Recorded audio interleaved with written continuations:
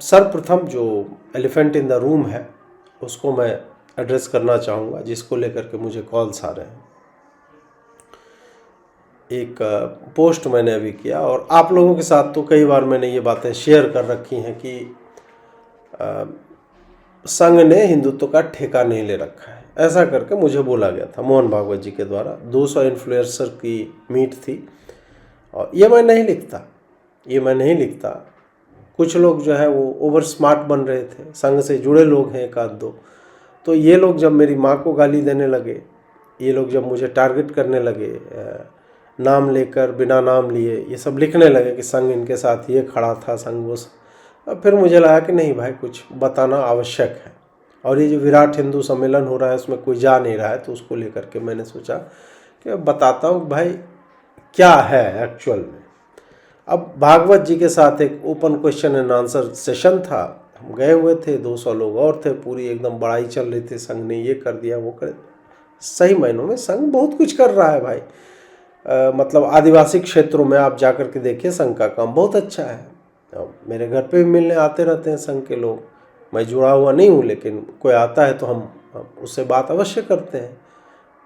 एक बार ऐसे 1:30 बजे रात में आए थे, बेचारे वो टाल रहे थे, नवयुवक थे, संस्कार भारती से जुड़े हुए थे, तो वो लोगों से मिल रहे थे, तो मैं 1:30 बजे रात तक उनकी प्रतीक्षा करता रहा गांव में, और आए, मैं मिला, जितना समय हो सकता था मैंने दिया, पर अपने भी रिजर्वेशंस जो होते हैं वो हमने बताया। खैर, तो ऐसा नहीं है कि मैं केवल नकारात्मक ही, आज तक तो सकारात्मक ही लिखा। बीच बीच में जब मोहन भागवत जो बरड़ जाते हैं, राह छोड़ करके चल देते, तो मैं लिखता हूँ।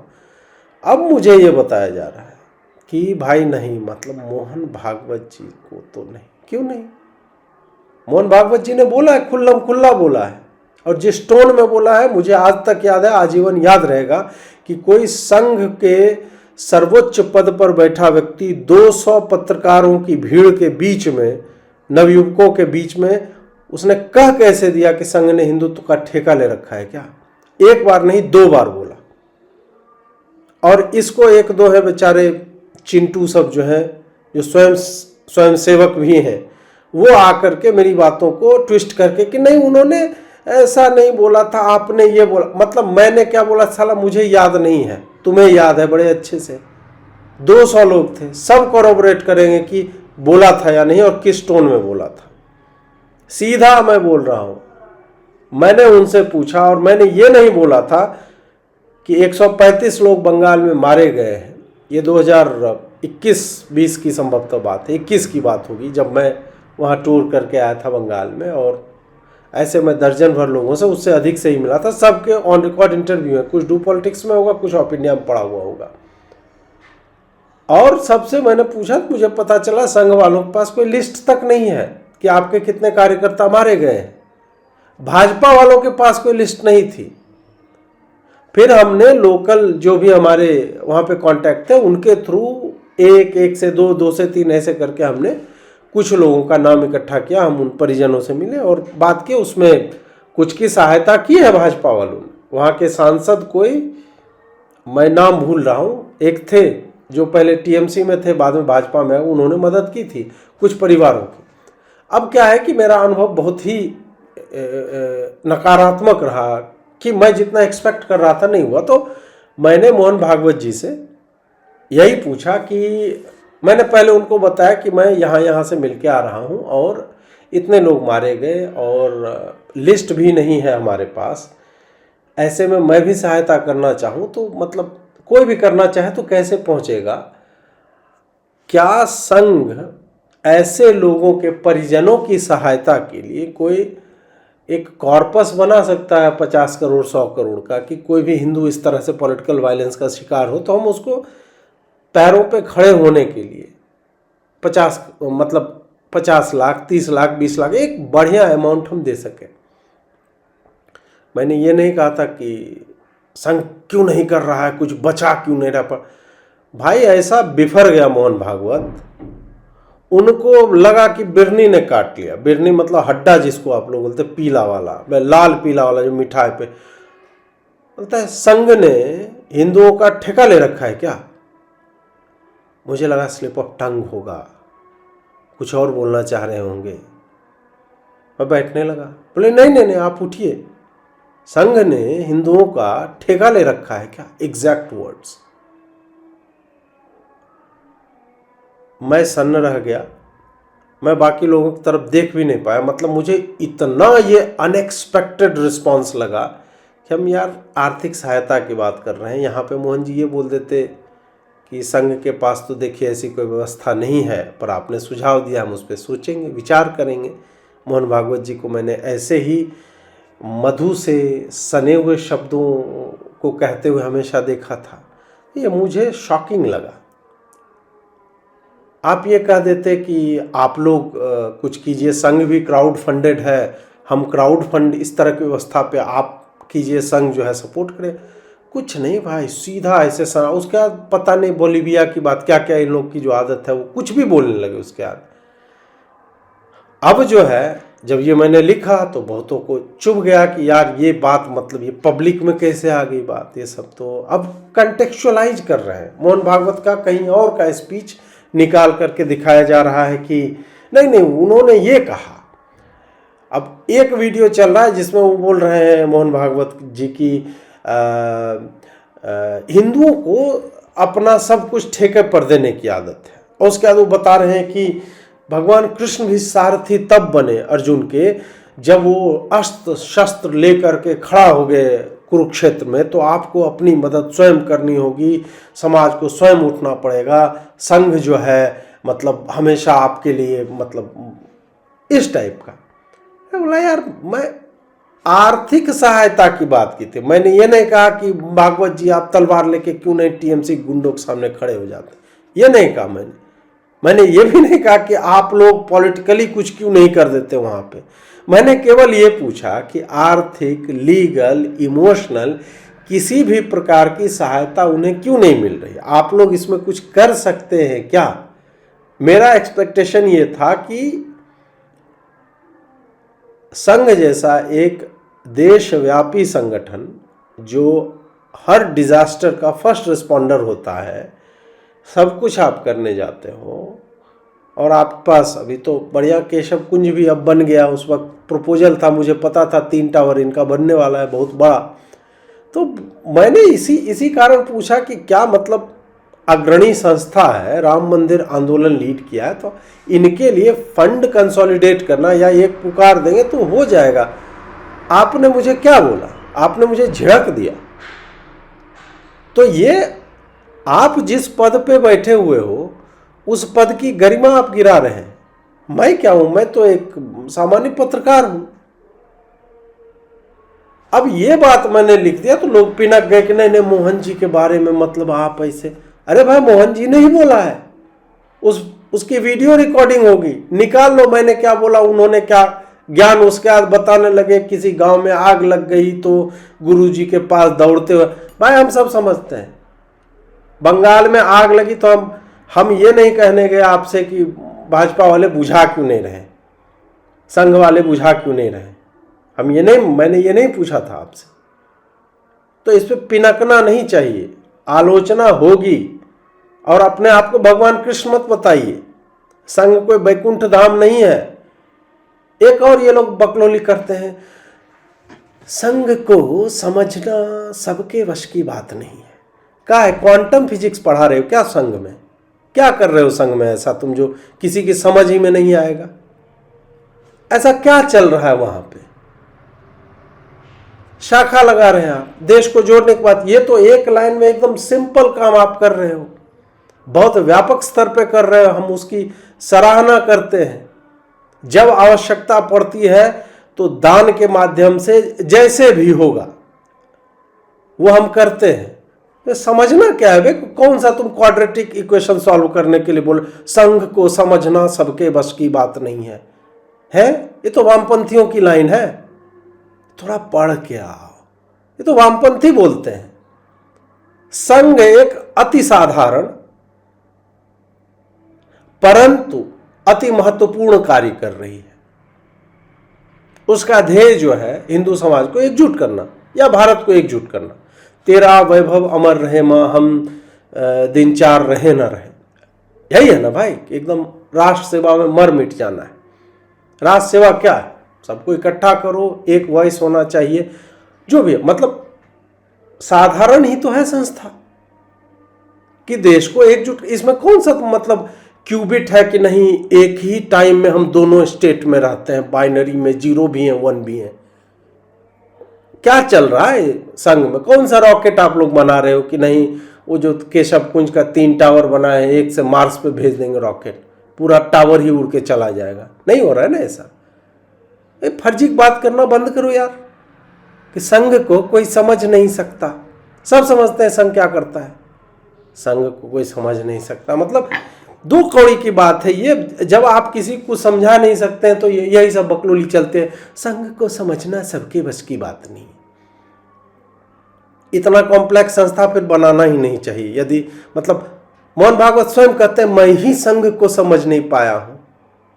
भाई आप सरसंघ चालक हैं, आप ही को समझ में, इसीलिए इस तरह का उल्टा सीधा बयान देते हैं क्या?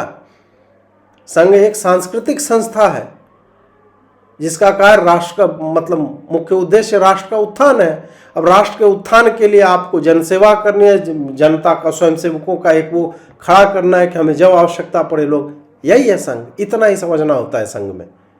बाकी जो भी बोला जा रहा है फर्जी बातें।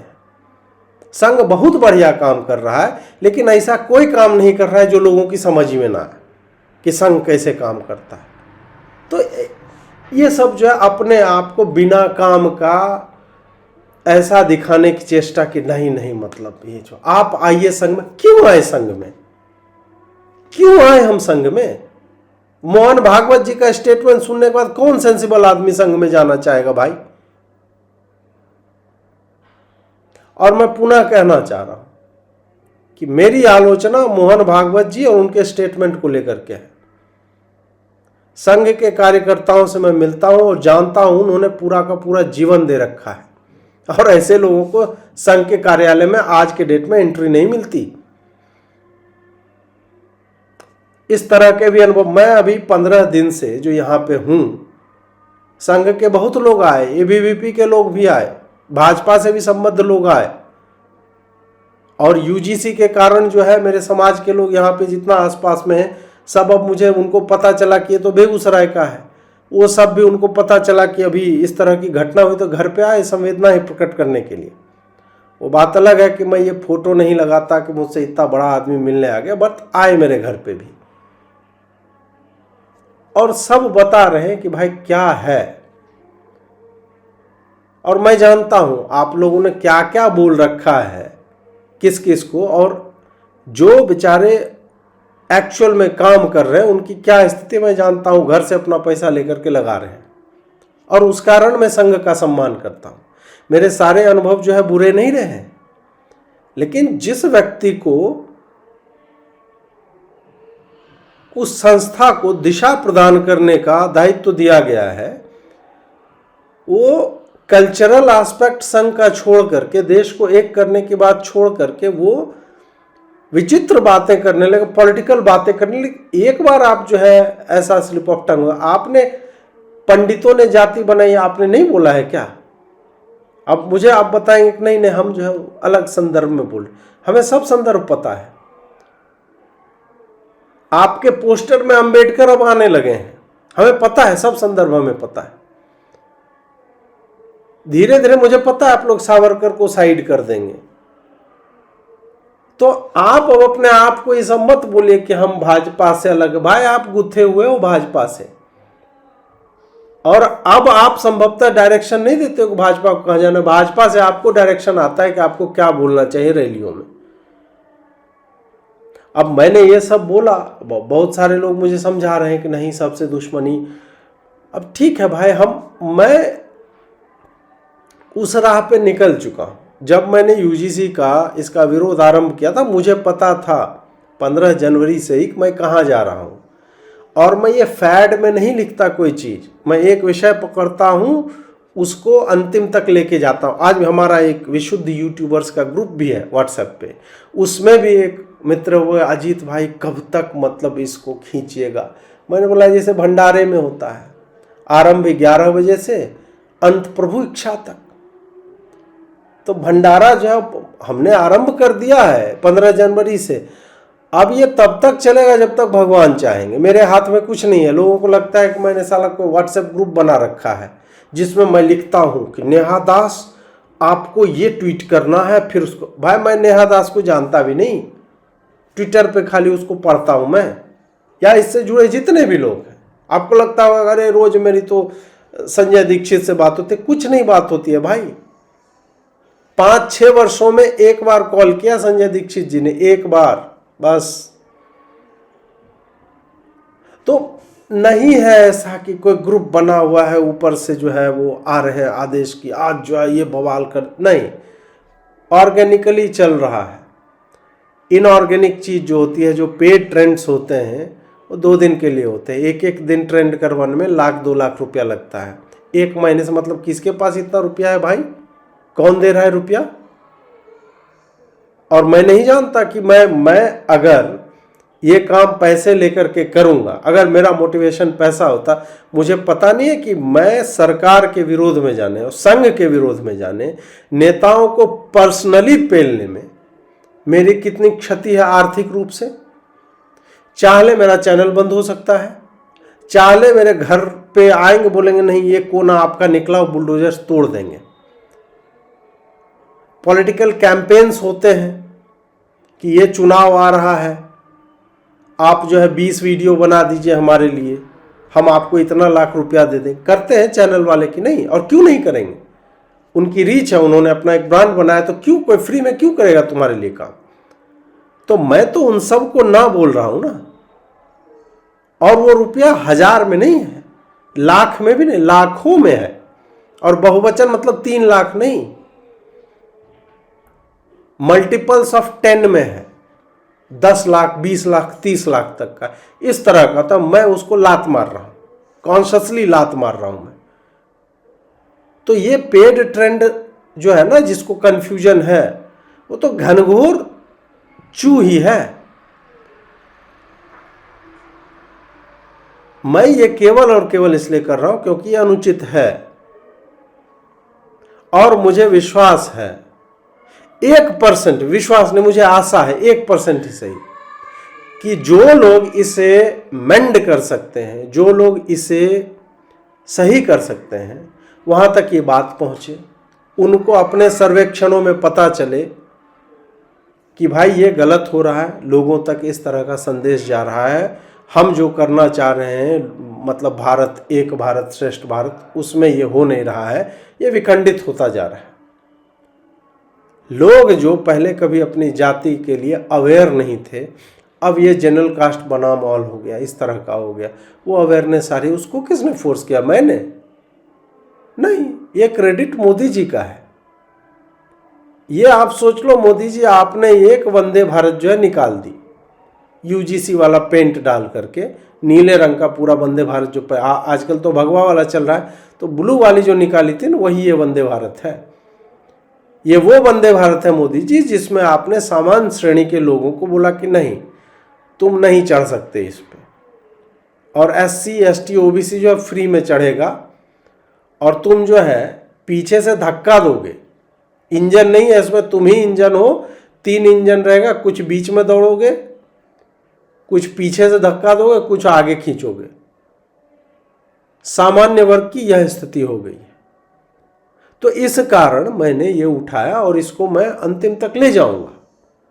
अब अंतिम तक या तो इशू खप जाएगा या मैं खप जाऊंगा, मैं थक के चुप हो जाऊंगा, या फिर इस पे जो है कोई आर या पार टाइप का उसका इसका जो है परिणाम निकल के आएगा। सरकार रिलेंट करेगी। सरकार ये नहीं कर सकती सुप्रीम कोर्ट ने स्टे लगा दिया। मोदी जी, सुप्रीम कोर्ट ने तो बहुत कुछ किया था, आपने उसको पलट दिया, तो आप पलटने में माहिर हैं। पाकिस्तान क्या यू टर्न करेगा कि पहले हम नहीं खेलेंगे इंडिया के साथ? आपने जितनी बार यू टर्न मार लिया है और ऐसे ऐसे जगह से मारा है, खैर वो विषयांतर हो जाएगा। मैं मतलब ह्यूमिलिएट करने के मूड में नहीं हूं। मुझे जो भी 1% आशा है तो इसी सरकार से है, कर दे तो बढ़िया है, नहीं तो ये तो वही प्रभु इच्छा तक तो ये चलती रहेगी। मैं हट जाऊंगा, कोई और आ जाएगा, क्योंकि ये ऑर्गेनिक है। मेरा होना या ना होना अब जो है इमैटेरियल है, मैं एक इसका इनसिग्निफिकेंट पार्ट हूँ। और जब जीत होगी तो मैं नाचता भी नहीं हूँ, इस सब का मैं जश्न नहीं मनाता। मैं जानता हूँ कि मेरा जो काम था वो मैंने कर दिया, अब फल जो आएगा वो भगवान देखेंगे। इसमें किसी को लग रहा है भाई तो लगे अब मिर्ची, तो हम क्या करें भाई। ऐसे बातें मत बोला करो, मोहन भागवत जी को बोलो ना भाई, कोई जा करके अजीत जी अब विराम दे दीजिए, बहुत हो गया। IT सेलियों को बोलो कि मेरी माँ का नाम लेकर के लिखना बंद करें। मैं तो नहीं पढ़ता टिप्पणियाँ, मैं कमेंट नहीं पढ़ता, क्योंकि मैं जानता हूँ पूरा दिन बर्बाद हो जाएगा अगर मैं पढ़ूंगा। फिर भी आ जाता है कहीं ना कहीं से कि आपके बारे में बहुत गलत लिखा जा रहा है, हमें अच्छा नहीं लग रहा है। आप सोचिए कि उसे ही अच्छा नहीं लग रहा है जो मुझ तक पहुँचा रहा है, तो मुझे कितना बुरा लगेगा। तो ये नीचता जो है छोड़ो तुम, और सामान्य वर्ग का संघर्ष वो तो चलता रहेगा। तो मैं भी पर्सनल नहीं होऊंगा, मैं भी नहीं लिखूंगा, वरना किससे तो बहुत है मेरे पास कहने के लिए। मैं तो बिठा के स्वयंसेवक का इंटरव्यू आपको दे दूंगा, 2य वर्ष प्रशिक्षित, 3य वर्ष प्रशिक्षित। मेरा क्या, मेरे पास कैमरा है, माइक है, डाल दूंगा मैं इंटरव्यू। अरे मैं कोई धमकी नहीं दे रहा हूँ, मतलब मैं जस्ट एक ऐसे बता दे रहा हूँ आपको कि है बहुत लोग बहुत कुछ बोलते हैं, तो वो सारी बात तो मैं नहीं बता रहा। मैं तो जो सार्वजनिक तौर पे मोहन भागवत जी ने बोली थी वही बात मैंने बताई, और अब मुझे उसका सिग्निफिकेंस समझ में आ रहा है कि अम्बेडकरवादी काहे हो गए हैं ये लोग अचानक से।